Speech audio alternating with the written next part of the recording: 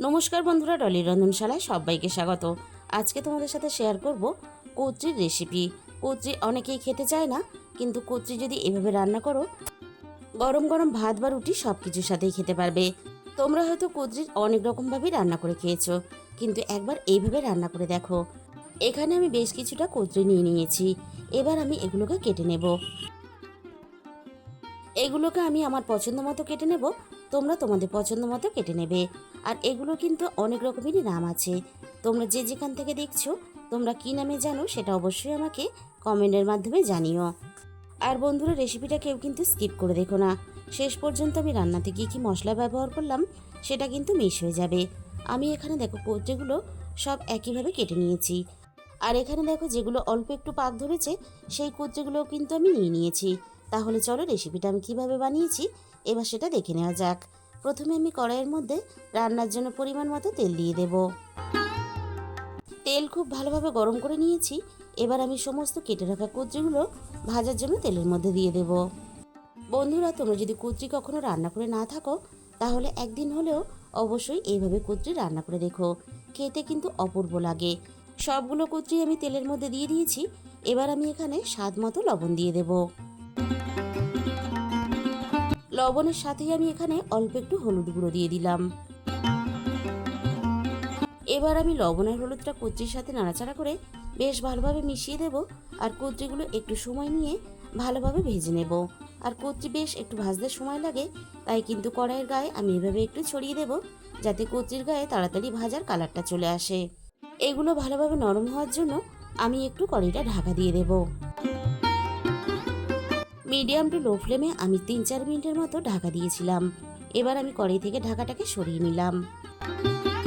এগুলো বেশ ভালোভাবে নরম হয়ে গেছে। আমি আবারও অনবরত এইভাবে নাড়াচাড়া করে এগুলোকে ভাজতে থাকবো। গ্যাসের ফ্লেমটা মিডিয়াম টু লোতে রেখে এগুলো আমি একটু ভালোভাবে ভাজা হতে দেব। কচুরিগুলো অনেকটাই বেশ ভাজা হয়ে এসেছে। আমি আবারও একটু নাড়াচাড়া করে আরও একটু ভালোভাবে ভেজে নেব। 6-7 মিনিটের মতো নাড়াচাড়া করে আমি কচুরিগুলো বেশ ভালোভাবে ভেজে নিয়েছি। এর থেকে আমি আর বেশি ভাজবো না। এবার আমি সমস্ত ভাজা কচুরিগুলো কড়াই থেকে নামিয়ে নেব। ভাজা কচুরিগুলো কড়াই থেকে নামিয়ে নেওয়ার পরে আমি কড়াইটা একটু পরিষ্কার করে নিয়েছি। আমি আবারও কড়াইয়ের মধ্যে রান্নার জন্য প্রয়োজন মতো তেল দিয়ে দিলাম। তেলটা আবারও খুব ভালোভাবে গরম করে নিয়েছি। এবার আমি তেলের মধ্যে ফোড়নে অল্প একটু দিয়ে দেবো কালো জিরে।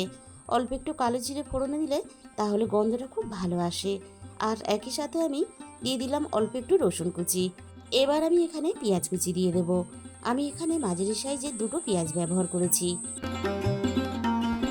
পেঁয়াজটা নরম হওয়ার জন্য আমি এখানে সামান্য পরিমাণ লবণ ব্যবহার করলাম। খেয়াল রাখতে হবে কচুরি ভাজার সময় আমরা কিন্তু লবণ ব্যবহার করেছি। এবার আমি পেঁয়াজ আর রসুন একসাথে নাড়াচাড়া করে বেশ ভালোভাবে ভেজে নেব। রসুনের কাঁচা গন্ধটাও চলে গেছে। আর পেঁয়াজগুলো বেশ ভালোভাবে আমি ভেজে নিয়েছি। পেঁয়াজগুলো বেশ ভালোভাবে নরমও হয়ে গেছে। আর পেঁয়াজের গায়ে একটা দেখো সুন্দর কালারও চলে এসেছে। এবার আমি ভেজে রাখা কচুরিগুলো দিয়ে দেব।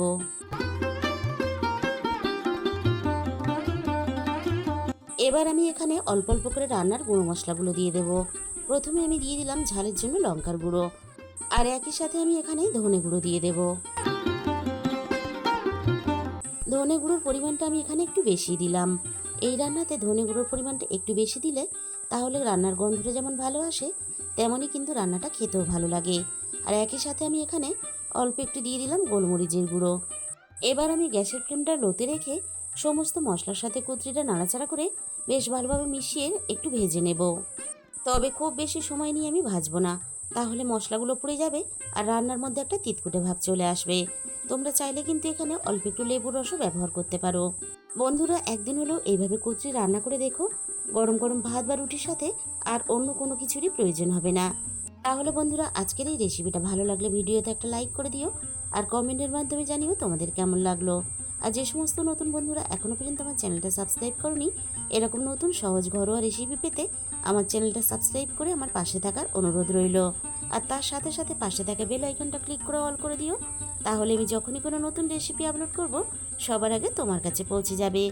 আর তোমাদের মূল্যবান সময় দিয়ে আমার এই রেসিপিটা এতক্ষণ সময় ধরে দেখার জন্য তোমাদের সবাইকে অসংখ্য ধন্যবাদ।